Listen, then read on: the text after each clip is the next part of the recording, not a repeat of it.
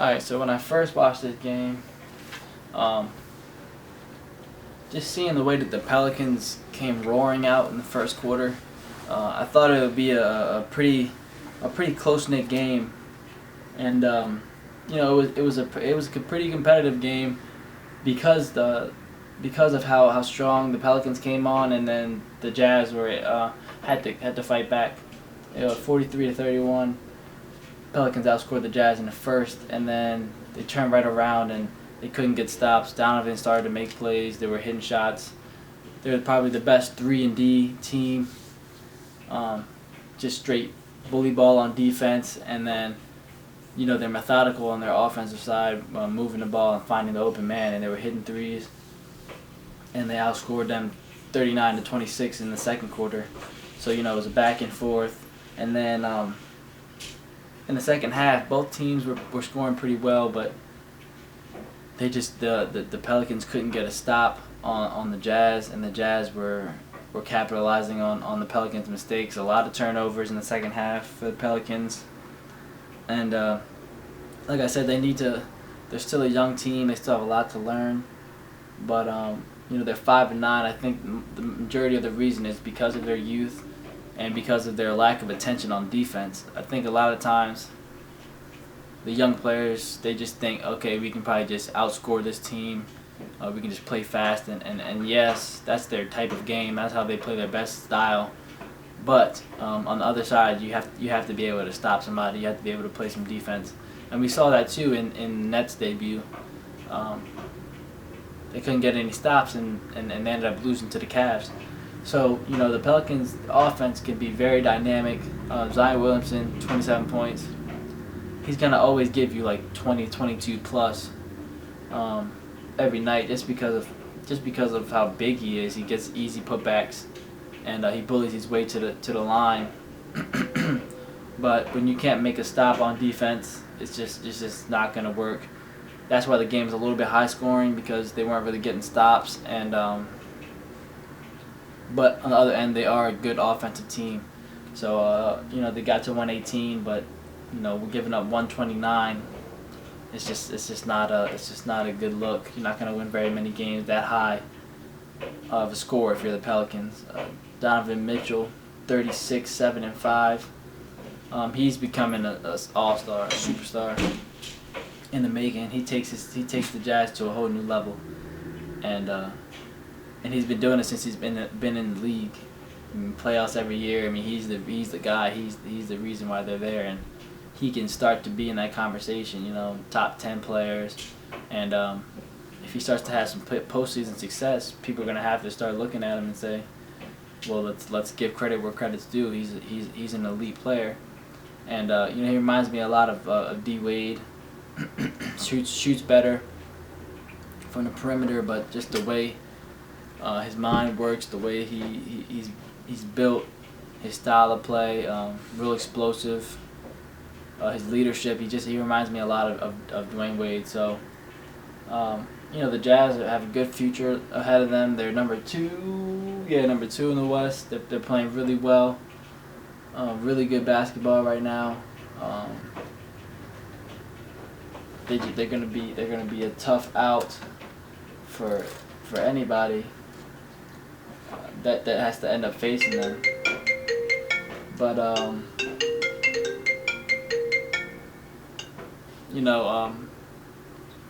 it was a good game for the Jazz. They take that game 129-118. Mitchell 36, 7 and 5. Let's take a minute to go hop over to the board. Let's look at these rankings.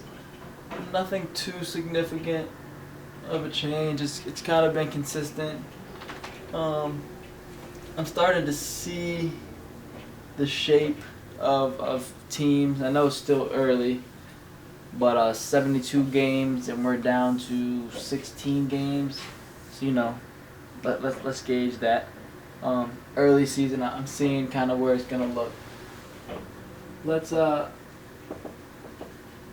erase this from the last night, and let's remind me, because you people are crazy, don't remind me, change the date. And let's go. Player of the day. I'm gonna say, because of the degree of difficulty, against another team that's been in the top 3 in the East, one of the better offenses, and his co-star only had 18. He didn't really have a lot of help from his second guy, and he hit a big 3 to win the game, to ice it, and he really took over down the stretch. So no, I'm gonna have to give it to my main man, LeBron James, with 34, 8, and 6. Very solid game from him against a very, very good opponent in the Milwaukee Bucks. Let's go. Player of the week. Player of the week. Player of the week. I should probably think of this stuff prior, but it's just like, you know what I mean? Player of the week. Let's not even look at the notes. Let's just think of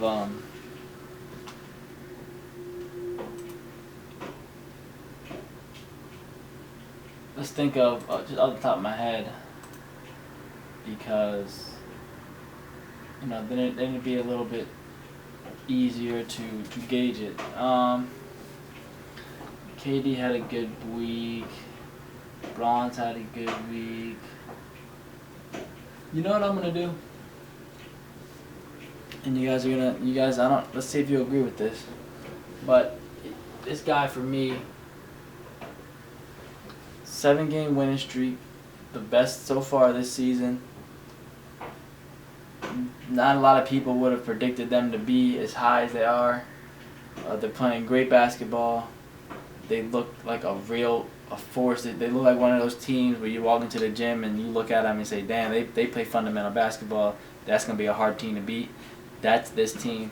And their leader, their catalyst, is none other than Donovan Mitchell. So for me, he had the best week. He's played tremendous games. 7-game winning streak, 8 of 2 in the last 10.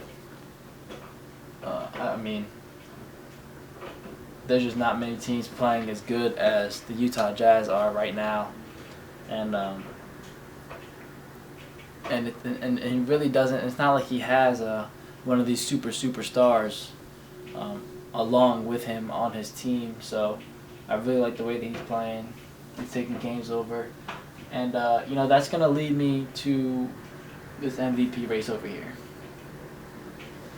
Now, when I look at the MVP race, let's go. When I look at the MVP race, it gets hard to really dissect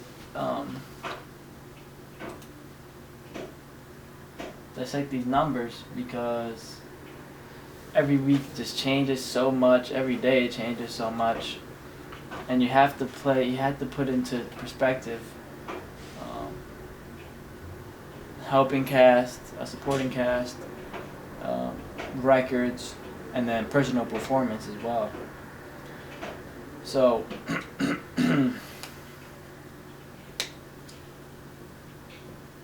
when I think of this,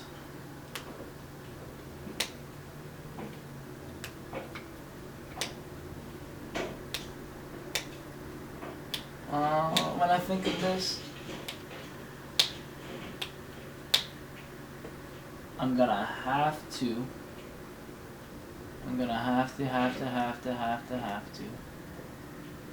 make some adjustments. Now watch this.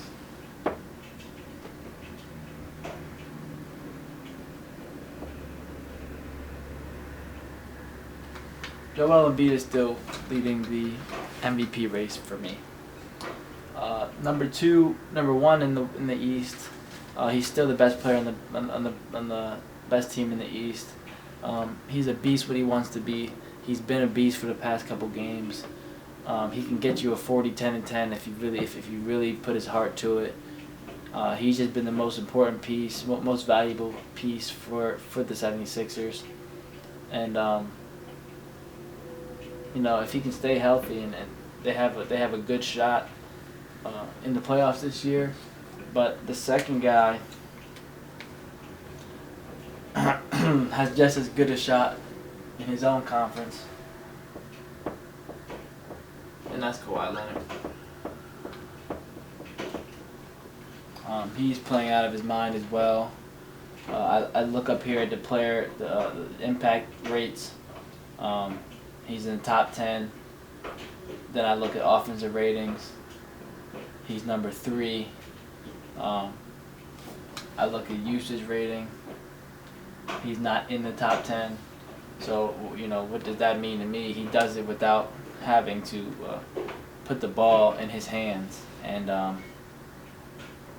that's important. That the most valuable player is not just the guy who dribbles the ball the most. It's, how does he impact the game without the ball, off the ball, on defense, on offense. It's all aspects of the game. So for me, Kawhi Leonard has the Clippers playing good basketball, tied with the Utah Jazz for second. And he's just the best player on that team, and he's been the most consistent. And he deserves some recognition. But the third guy, and I don't know if this will come as a surprise or not, but we've already harped on it.